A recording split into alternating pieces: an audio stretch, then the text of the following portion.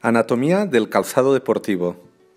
Conociendo bien la anatomía del calzado, seremos capaces de realizar una mejor compra con mejor criterio del calzado nuevo, al saber de cada una de las funciones de las partes del calzado, lo cual también nos va a ayudar a la hora de retirar el calzado para poder hacer una correcta disección de este y ver los desgastes, los impulsos por donde se producen y con ello poder adquirir nuevos criterios de compra del nuevo calzado. Es el tercer vídeo de los 12 previstos en el módulo de biomecánica del calzado deportivo. La anatomía la vamos a descomponer en 5 partes, de las que vamos a ver su función, los elementos que las componen y cómo se adaptan al pie y a la actividad deportiva.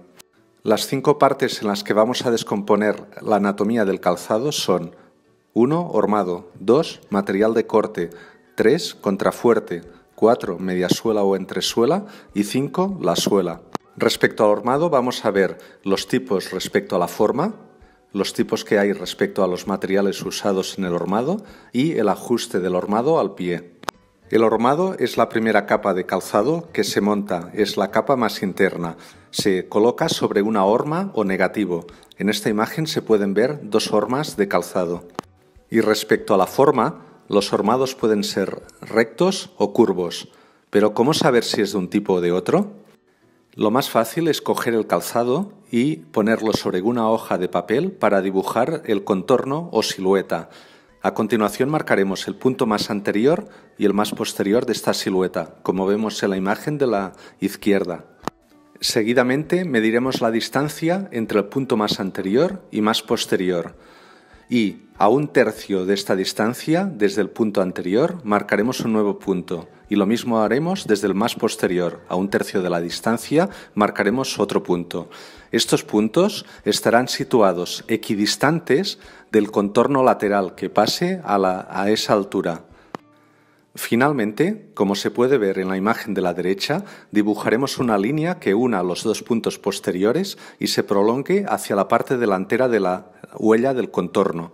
Y dibujaremos para acabar una línea que una los 2 puntos anteriores. Solo nos quedará ver y medir el ángulo que hay entre ambas líneas. Si dicho ángulo no llega a 8 grados, consideraremos que el hormado es de forma recta, y a partir de 8 grados consideraremos que el hormado es curvo. Esta operación también se podría hacer sobre la propia horma, pero es raro que tengamos la horma con la que se ha fabricado el calzado, como se puede ver en la imagen de la izquierda, o se podría hacer también con la plantilla, como se ve en la imagen de la derecha, aunque lo más habitual es que lo hagamos con el contorno tal como hemos explicado. En la imagen de la derecha vemos un hormado curvo y en la imagen del centro e izquierda vemos hormados rectos. El hormado de forma recta será ideal para calzado de entrenamiento, para calzado que sea más cómodo, para calzado que nos sobre más, para poder albergar plantillas y también para poder llevar las presiones más hacia la parte medial, favoreciendo la pronación. A su vez, el hormado de tipo curvo en cuanto a la forma será un hormado ideal para calzado de competición, calzado con menor peso, calzado que evite los impulsos o deformaciones permanentes antero-externas, también para calzado que se ajuste mejor al pie y para llevar el centro de presiones por la zona lateral del pie, favoreciendo la supinación. ¿Por qué el hormado de tipo curvo evita los impulsos anteroexternos del calzado?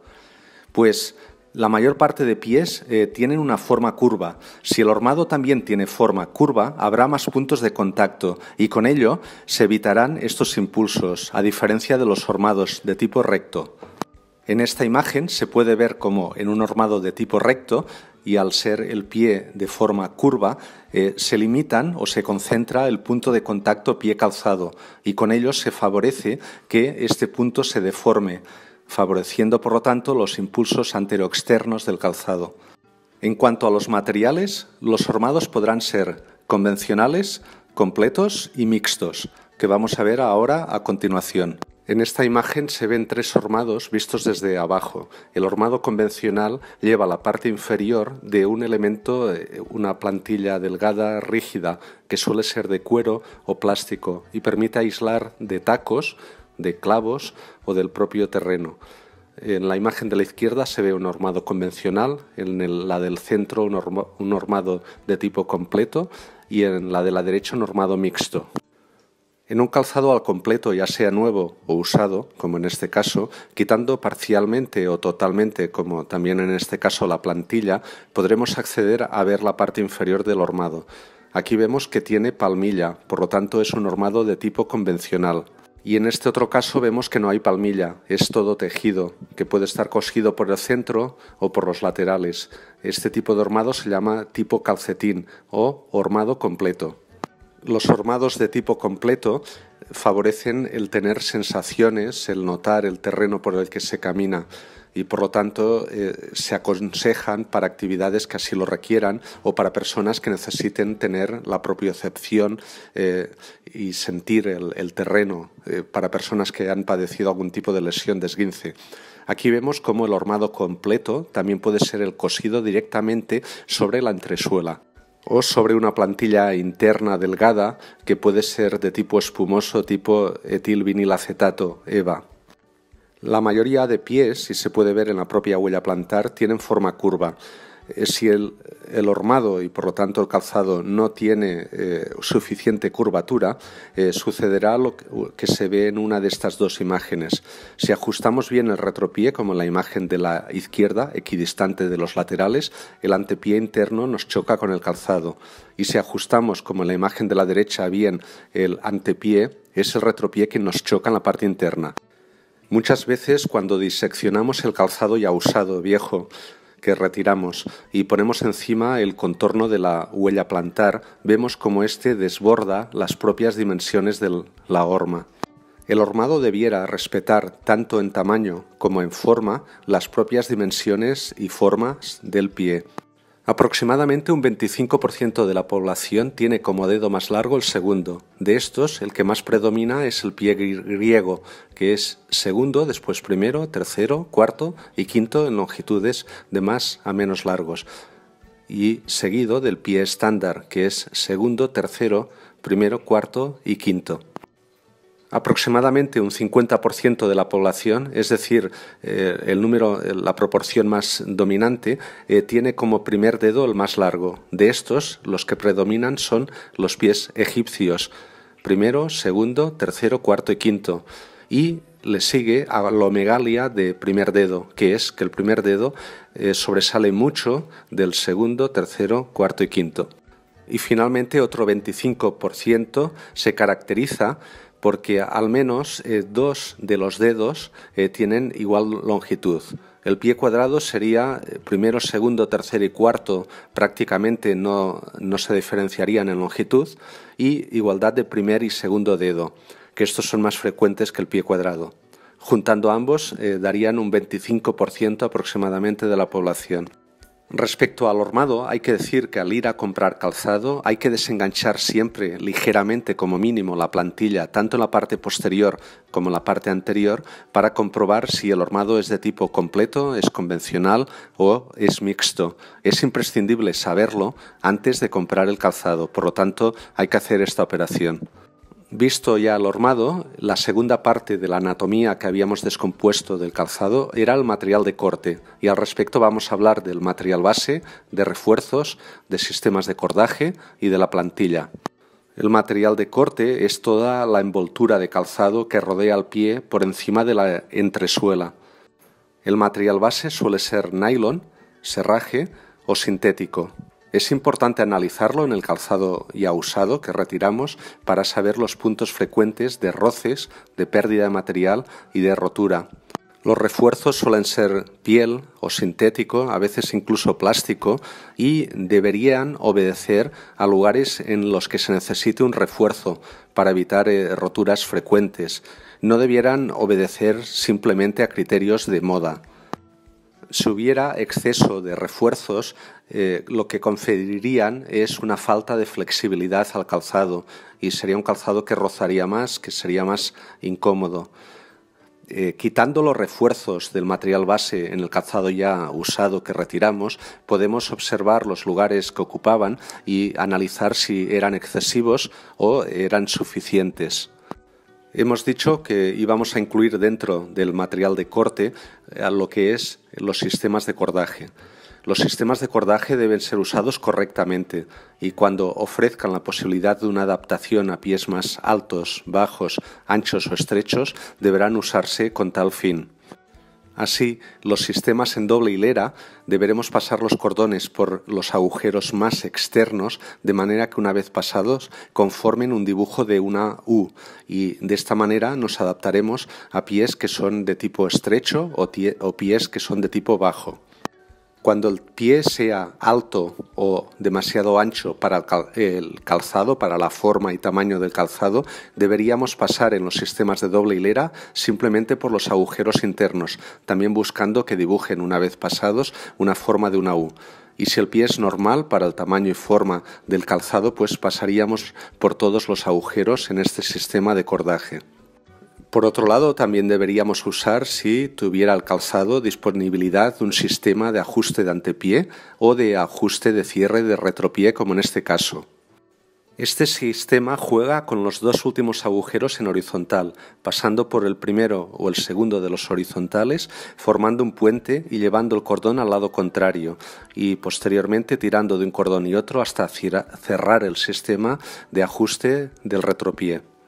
Y finalmente, dentro del material de corte, hemos dicho que incluíamos también la plantilla. La función de la plantilla es minimizar el roce debajo de la planta del pie, favoreciendo la adaptación, el ajuste al calzado. La plantilla debería tener unas dimensiones parecidas a las de nuestra huella plantar.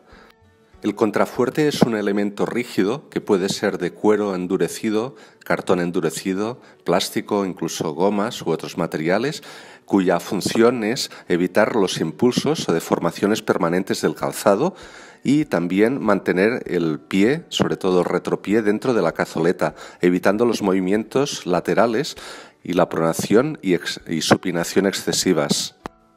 El contrafuerte clásico suele estar colocado en el retropié, por dentro de un refuerzo, aunque hay otras formas de colocarlo, en forma de herradura en la parte posterior, entre material de corte y entresuela, o también en forma de barritas laterales, o incluso por fuera en la parte del retropié. La función del contrafuerte, si hubiera delantero, sería evitar los impulsos anteroexternos, pero también, si es un calzado laboral, la función sería proteger los dedos de caídas de material. Estos son contrafuertes clásicos del retropié que han sido extraídos del calzado ya retirado. Mediante esta operación se puede ver su estado de conservación y sus medidas y relacionarlo con si nos molestaba, si era demasiado duro o habían puntos de roce.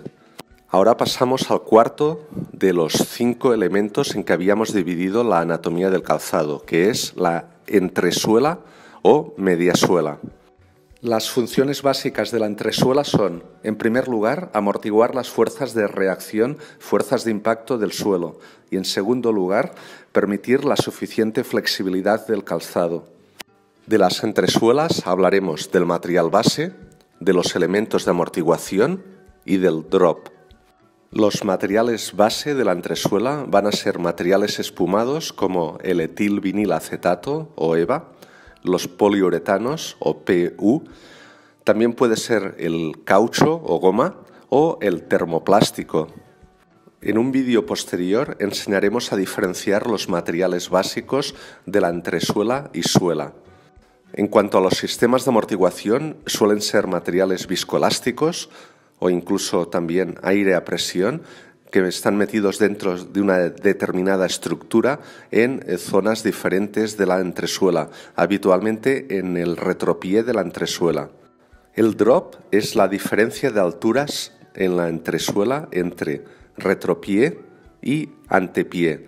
Cuando el retropié supera al antepié es un drop positivo y si el antepié superara la altura del retropié sería un drop negativo. Hoy en día las casas comerciales suelen dar la información del drop del calzado, que como hemos dicho puede ser positivo, negativo o también pudiera ser neutro.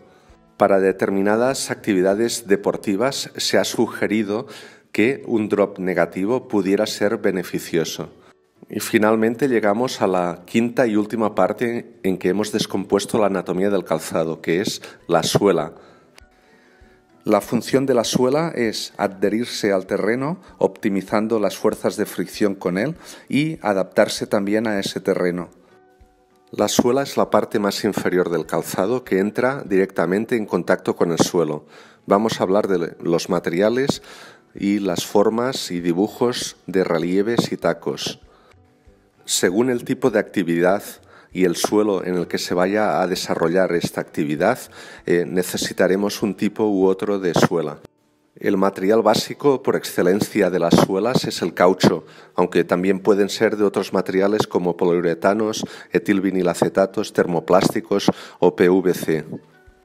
Aunque dependiendo de la actividad va a variar los requisitos de la suela, en líneas generales podemos decir que no son formas recomendadas que tenga agujeros y huecos, que tenga relieves largos y continuos, que sean en forma de cuña, con perfiles redondeados y que tengan zonas duras y lisas en lugares de contacto inicial y final, como es el retropié o la parte más delantera en la puntera. Aquí vemos los ejemplos sobre el dibujo de estas formas no recomendadas. Por ejemplo, en el retropié vemos esta parte lisa y dura y también vemos agujeros dentro de unos pequeños tacos. Ahí se pueden acumular contaminantes como piedrecitas o barro. Y ahora sobre esta figura vemos formas recomendadas de los tacos en líneas generales, como son canales para la dispersión de contaminantes de profundidad suficiente, perfil cuadrado bien definido o tacos que sobresalgan en muchas direcciones. Y hasta aquí este vídeo dedicado a hablar de la anatomía del calzado. Espero que se haya entendido.